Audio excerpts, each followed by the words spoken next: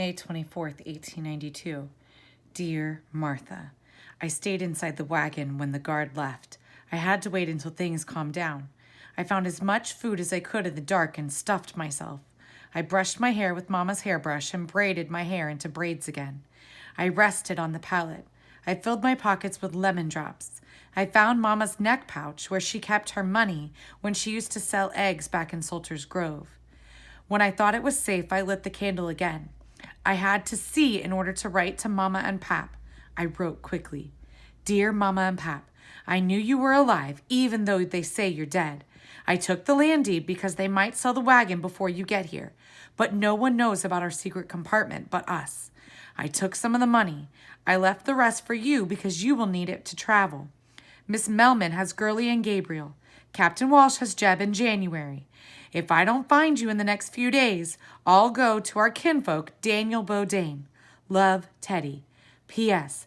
Mama, I saw a red cardinal. After I wrote the letter, I folded it carefully. I put it in an envelope and I left it for them just like Miss Melman had left one for me.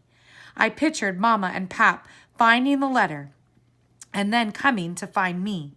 I pictured all of us laughing and hugging and feeling safe again. I climbed quietly down and found the secret compartment under the wagon. I eased it open and felt inside for the folded land deed. I felt the cool metal of my grandfather's watch. I slipped the deed, the watch, and $20 into the neck pouch and closed the secret compartment. Just then I heard a soft whimper.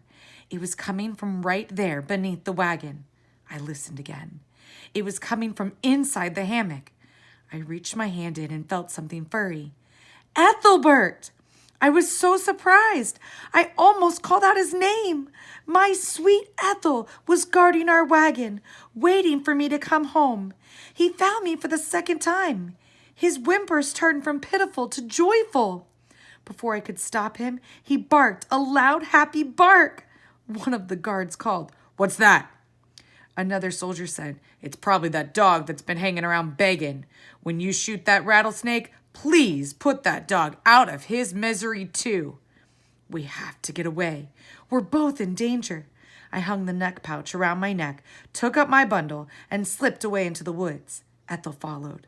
When we had walked far, far away, I sat down and wrapped my arms around Ethelbert.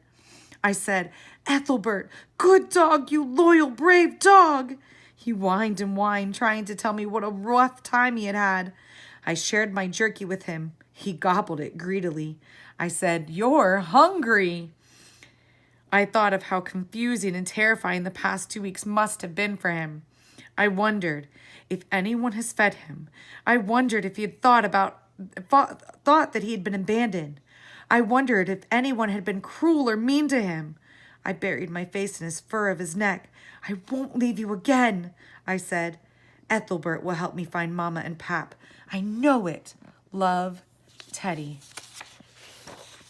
May 27th. Dear Martha, for the past 3 days, I have looked for Mama and Pap everywhere. I have walked until I have blisters on my feet. I have been to all 3 quarantine stations. No one remembers Grace and Dalton Bodainn. Folks are so busy taking care of the sick or burying the dead that no one pays attention to paperwork. I went to the hospital in town.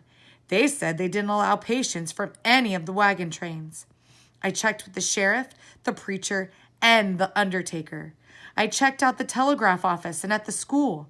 Most of the time when I asked for help, people ended up sending me somewhere else.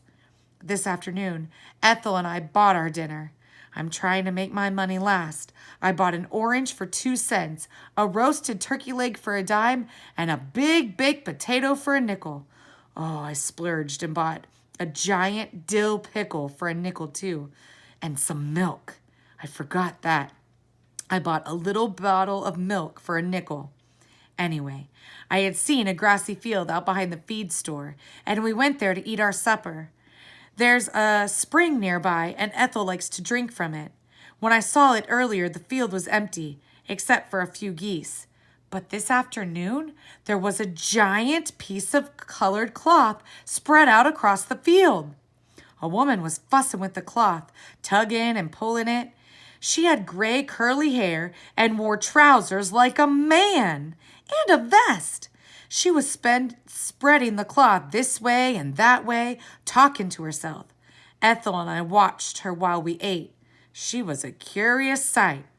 After we ate, I shared everything with Ethel, except the orange and the pickle. I asked the woman what she was doing with that brightly colored cloth. She said, "Have you heard of a hot air balloon before?" I said, "Well, I saw one in a picture book once, but it was blown up."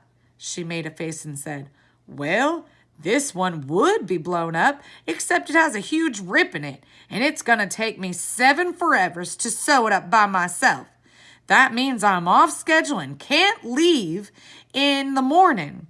There's an epidemic here, and I'd like to do more traveling before I catch my death of that fever." I said, "Which way are you headed?" She said, "Here and there." I said, "Anywhere near Micanopy?" "That depends on which way the wind is blowing." I had an idea. I said, "I'll help you sew up your rip if you let me and my dog go with you." She looked at Ethel and frowned. She shook her head. "I don't take dogs." I said, "Too bad, I'm handy with a needle." She looked me over. She said, "Where are your parents?" I said, "I don't know. They had the fever, and I've been looking for them ever since.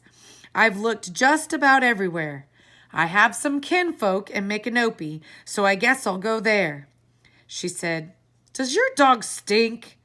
I said, "That depends on which way the wind is blowing." That made her laugh. We sewed up the rip all afternoon. We used special needles and stitched every seam a certain way.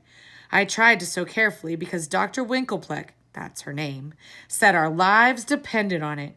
She also said Ethel and I could sleep in the back of the feed store. My brother Carl owns the feed store. There's some hay in the back and some blankets that might be comfy. Get some sleep. I'll be back to fill the envelope at 6 o'clock in the morning and we'll take off. Great buckets of butter beans. What have I gotten myself into? Love, Teddy.